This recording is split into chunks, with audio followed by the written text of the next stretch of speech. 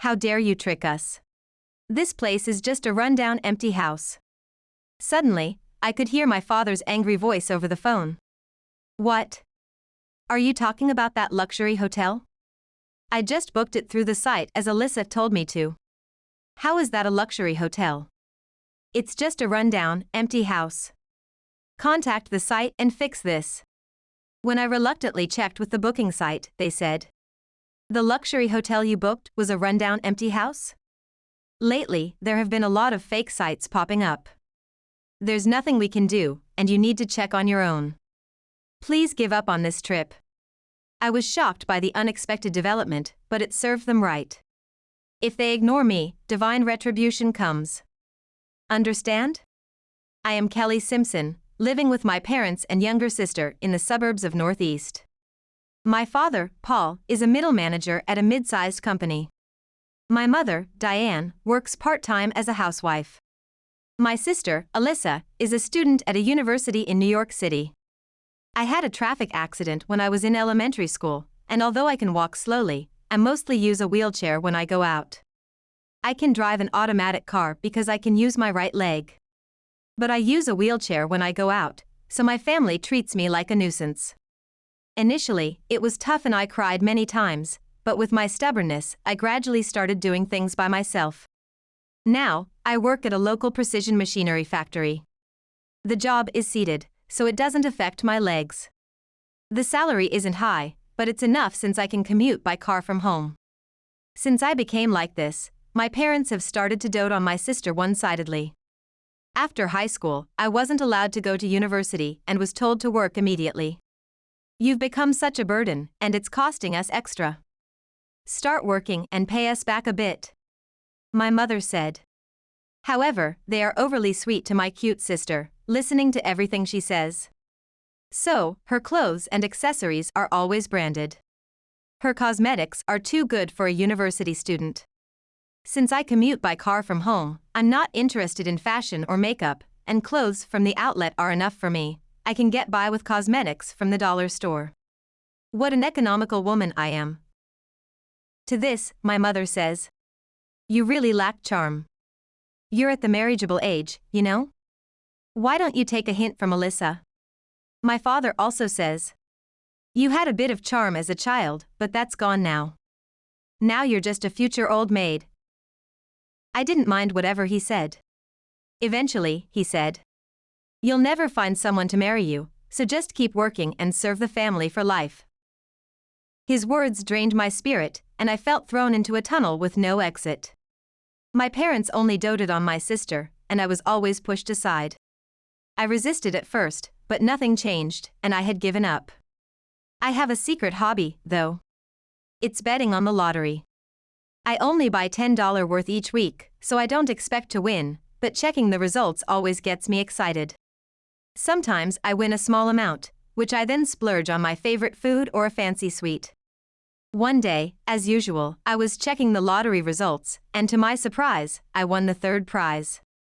I almost shouted out loud but quickly covered my mouth and checked again. I really did win. I immediately cashed it in, grinning to myself. It seems when people come into money, they start to feel more generous. I bought some wine at a nearby store and started drinking alone in the middle of the day, finishing the bottle. Then my sister came along and said with her usual sarcasm, what's with the wine in the middle of the day? Did you get dumped by a guy? It's fine once in a while, right? I want to drink wine sometimes too. That's fine, but don't show yourself like this. It's embarrassing. I was quite drunk and made a big mistake here. Don't say that. I'm in a good mood today, so I'll buy anything you want, Alyssa. What? What's going on all of a sudden? Well, you see, I won the lottery. It's just third prize, but still good enough. Huh, you won? Yeah, so I was celebrating today. Hey, Mom. Come on. At that moment, I realized my blunder. I heard the thumping footsteps of someone running upstairs. It seemed not just my mother, but my father was coming too. You won the lottery? Are you serious? My father exclaimed, sliding his glasses. How much did you win? My mother asked, her belly jiggling. I instantly sobered up. It's not much, really, just a little. But if it's third prize, that's a lot of money, right? You shouldn't keep it yourself. It's dangerous. Give it to me. My father started yelling nonsensically. What are you talking about? I'm the mother, so I take care of the finances. If anyone is going to keep it, it should be me. My mother said the same. Kelly, no, ma'am, didn't you ask me what I wanted? Surely I have a right to it. My sister's words made me sigh. Stupid me. I cursed my mother to never lose weight, my father to lose all his hair, and my sister to have everlasting body hair. Well, let's calm down. Let's have a family meeting. My father's words quelled the commotion, but everyone took it for granted that they could use my money. What a family. Thus, an emergency family meeting was held, and it was decided to use the money for a family trip so that everyone could enjoy it. I wasn't really convinced, but it was 3 against 1, so the family trip plan proposed by my father was approved. All right, it's decided on the family trip. You handle the arrangements, got it? Once again, according to my father's opinion, I was put in charge of organizing the trip. Back in my room, I hit my head with my hands. After a while, my sister casually handed me a note. What's this? It's the demand for the family trip. Make sure to plan it properly. When I checked, it detailed the destination, means of transport, and lodging preferences. The destination was Los Angeles, of course using a plane. We would use a rental car locally, and the lodging was. You really have written whatever you want. Well, you're the organizer, right? It's only natural that you do it. Fine. I might not be able to meet all your demands. When I gently warned her, my sister said, make sure the last day is at this hotel. It's the #1 luxury hotel I've always wanted to stay at. Compromise on the others if you must, but not this hotel. I'll consider it positively. What's with that politician-like response? If you can't make the reservation, I won't forgive you. With that, she forcefully closed the door to my room and left. Oh my. Does she think everything in the world will go her way? I tried to book the hotel she wanted, opening the reservation page from the site she specified. Quite a nice hotel. The rooms are modern style, calming, and the baths are open air. The toilets are barrier-free. But what's this feeling of discomfort I get from this page? As I was browsing various hotel pages on the site, my sister suddenly returned to my room and peered into the computer screen. Exactly, this is the hotel. If you can book it, do it quickly. She exclaimed. Wait a minute. What? Do you have a problem? No, it's just, this site seems a bit suspicious. What are you talking about? This is a globally famous lodging reservation site. We have the money, so just go ahead and make the reservation. Under my sister's intense pressure, I inadvertently clicked to book. All right, reservation okay. The food here is luxurious too. Ah, I'm already drooling. My sister seemed as if she was already on the trip. Then, on the day of the trip, we left the house at 6 a.m. considering the flight time and drove to the airport. My sister pushed my wheelchair and handled the check-in counter while Dad took care of the luggage and tickets. However, my luggage was left at the counter without being checked. Dad, you forgot my luggage? When Dad turned around at my words, he smirked and said, well, there's no need to check your luggage. You're not going on the trip. I was left speechless by his unexpected remark. There's no way we'd take a burden like you on a fun trip. Even my mother looked down on me. You've already had enough of a taste of vacation just by preparing for it. From here on, we'll enjoy ourselves. My sister looked at me with a sly smile. That's how it is. You with the wheelchair are just in the way. Stay home. Be careful about the fire. If the neighbors ask, tell them that you decided to stay back because of your condition. Don't you dare say you were left behind. We have to maintain the image of a family that is kind to our daughter with mobility issues. You shouldn't say anything unnecessary. Well, we'll at least buy you a souvenir. The three of them said whatever they wanted and headed to the departure gate. Left alone in the wheelchair. I was confused, feeling a mix of frustration and sadness. Alone in the bustling airport lobby, my mind was in turmoil and I didn't know what to do. I just blankly watched the crowd passing by. I guess I really am just baggage. The ceiling lights blurred. Crying here wouldn't help anything. I thought about giving up and going home. That's when someone approached me. "If you need help, may I assist you?" "Oh, thank you. But I'm fine. Please, don't hesitate." "Where do you need to go?" "I can help." When I looked up, I gasped, "Mr. Brown?" "Huh? Kelly, is that you? What a coincidence to meet you here." It was John Brown from my workplace, the executive director and the owner's son, currently training to take over the business. "It looks like we might have a long conversation. How about some coffee?" "Well, if it's okay with you, Mr. Brown." "Thanks, but please drop the formalities. It's a bit embarrassing to be called Mr. Brown in a small company like ours." "Well, then. John?" "Yeah, that's fine." John is 5 years older than me, graduated from an industrial university, and studied business administration abroad before returning last year. He is enthusiastic about his work and popular among the young women at our company. "So, are you here on business?" "Yes, I was about to meet a new client for a contract discussion but, well, the manager who was supposed to come with me had to suddenly take leave because his mother was hospitalized. I'm in a bit of trouble." "That sounds tough." Yeah, I had left all the travel arrangements to the manager. I managed to cancel the lodging for now. We were supposed to use a rental car over there, but I don't have a driver's license. John seemed troubled yet somehow amused. "I see. Well, where are you headed?" "To Los Angeles. There's a company there that liked our products. I was planning to sign a formal contract and promote our new products." "What? You have such an important job, and yet you're here leisurely drinking coffee?" "Well, given the situation, I thought it might be hopeless." "What are you saying?" I couldn't help but raise my voice. "Huh? Didn't our employees and their company work hard to set up this meeting? If you give up now, that's the end of the game." I didn't mean it like that." I couldn't believe how loudly I had spoken. "Mr. Brown." "Yes. In that case, I'll go with you." "Is the flight with United or American?" "American." "And the departure time?" "I think 2 p.m. "All right, it's still possible to book. But we don't have much time. Please use your card to pay." "Oh, yeah, okay."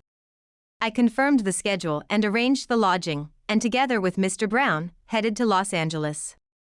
I drove the rental car from the airport to the client, and both the contract signing and the new product promotion went well. On the way back, Mr. Brown was in high spirits. "Wow, the results were better than expected. It's all thanks to you. I was involved in developing the new product, so being able to explain the details helped a lot. I graduated from an industrial university, so I'm familiar with machinery, but sales pitches are not my strong suit. Your explanations were clear and well received by the customers. It's like turning a misfortune into a blessing. No offense to the manager, but if he had been here, we might not have achieved such results. I just did my job as usual. Maybe it's because I used to work as a phone operator, I'm used to conveying things verbally. And what? I think because of my condition, I've become more tenacious than most. When someone tells me I can't do something, that it's not possible, it only strengthens my resolve to prove them wrong. I see. Your strength comes from there. Well, my parents always tell me I lack charm. In fact, our company wants women to excel. At least, that's what I want. I have high expectations for you, John. By the way, I'd like to thank you for your work this time. Is there anything you wish for? Thank you for saying that, but I just did my work for the company. You've really contributed enough to the company, and you deserve to be recognized. But doing so openly might make the manager feel bad. So, I want you to accept this as my personal token of gratitude. If that's the case, if I may take advantage of your offer, actually, I would like to stay at a luxury hotel and eat delicious food from Los Angeles. Right, that's a great idea. Since we're in Los Angeles, we should enjoy good food. There's a well-known hotel that my father favors. We still have things to do till tomorrow, but the day after should be fine. They have rooms with open-air baths too. Does that sound good? Yes. I'll leave it up to you. The day after tomorrow, I was supposed to stay at a luxury hotel in Los Angeles that my sister had chosen for a family trip. The three of them planned to leave me out and enjoy the delicious food themselves, but this way, it looks like I'll be able to enjoy a feast too. The next day, after finishing work safely, we finally headed to the luxury hotel. Today, there's no work. Take your time in the spa and heal your fatigue. Thank you. You've been pushing my wheelchair all this time, John. You must be tired too. Please take it easy. As we ascended the mountain road, the hotel came into view. Huh? This looks familiar. A faint memory resurfaced. We drove through a grand gate that looked like a castle's and stopped the car at the porch, where the hotel owner came to greet us. We have been expecting you. Please relax and enjoy your stay. Oh, thank you for having us again. Today, I wanted this young lady to experience this hotel and its cuisine. Please take good care of us. My name is Kelly Simpson. I apologize for any inconvenience due to my condition. There's no need to apologize. Our hotel is fully accessible, and we've taken great care to accommodate you. If there's anything you need, please feel free to let us know. We have prepared a lot of delicious dishes for your dinner. Please enjoy. Thank you. Then, an attendant pushed my wheelchair into the room. Indeed, there were no steps inside, and handrails were installed in the toilet and bath. I could manage on my own without worry. Nevertheless, since arriving at this hotel, I've had this feeling of déjà vu. Well, never mind. I drank some coffee, relaxed, and then went into the room's open-air bath. Oh, this is so healing. I gazed at the sky, which was beginning to turn sunset colors, and surrendered myself to the faint scent of bath salts. Oh! I exclaimed loudly. That's right. This was the luxury hotel my sister desperately wanted to stay at. Could it be, are those three here today? For a moment, I felt afraid, but then I thought about it. I, who was kicked out by my family, was now enjoying food at this luxury hotel. How about that? Huh? I felt a sense of triumph. With that thought, I found myself enjoying a post-bath drink. Then, my phone rang. It was Alyssa. Reluctantly, I answered the call. Hello. How dare you trick us? This place is just a rundown empty house. It was my father's voice, shouting immediately. What are you talking about? Could it be the luxury hotel? If so, I only booked it through the site Alyssa specified. How is this a luxury hotel? All there is here is a rundown empty house. Contact that site now. Hurry up. With that, the call ended. I decided to check with the reservation site. When I explained the situation to the representative on the phone, they said, "The hotel you booked turned out to be a dilapidated empty house? We've been seeing an increase in such cases recently, and it's troubling us too. It seems to be a new type of scam. Scammers copy photos and descriptions of other hotels, create fictitious listings, and trick people into sending money to a specific bank account by offering cash-only discounts." When I relayed this to my father, he was speechless and could only utter, "What?" Since they couldn't stay at the planned luxury hotel, I suggested looking for another accommodation, but he responded, "It's the last day, we're out of extra money, and we don't have any credit cards to secure another place." And then, they started yelling at me to do something about it, but I had no obligation to help. Do something about it, please. I refuse. By the way, I'm currently at that luxury hotel. I'm about to have dinner and enjoy some delicious food here. What? You're in Los Angeles, staying at that hotel. What does that mean? I was sent on a sudden business trip to Los Angeles by the company. I achieved significant results, so as a reward, I was brought here. Then let us stay too. We're family, aren't we? Oh. Who was it that said I was a nuisance and in the way? I'm telling you, I'm sorry about that. I'm going to hang up now, it's almost time for dinner. Enjoy your last night in Los Angeles to the fullest. With that, I hung up on the noisy smartphone and blocked my sister Alyssa's number. After enjoying my time in Los Angeles and returning home, my parents and sister were nowhere to be found. That's strange. They should have returned home before me. I checked the landline and found many missed calls, with messages from the police in Los Angeles. Hesitantly, I called back, and it turned out that those three had been arrested. Unable to endure their hunger, they had shoplifted at a convenience store and caused a self-accident while escaping in their car. I had decided to cut ties with my family, so I immediately began packing and left the house. In the end, the three were fined, and the car accident was settled without charges. However, my father was fired from his job when his company found out, and my sister had to voluntarily withdraw from university. The incident became a neighborhood scandal, and they ended up selling the house and disappearing somewhere. I have no idea what became of them afterward. I was transferred to a welfare-related job initiated by the executive director, John. The company in Los Angeles we visited turned out to be a welfare equipment firm, and we began working together on welfare-related projects. I worked hard as a sales representative, doubling as a product tester, and our new business line saw remarkable improvements.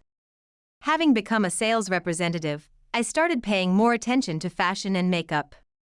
Surprisingly, I underwent a significant transformation. John noticed this change and, incredibly, proposed to me. Now, I'm living a happy life. Thinking back to that incident in Los Angeles, fate seems strange, but if this is fate, I'm glad because I am happy now.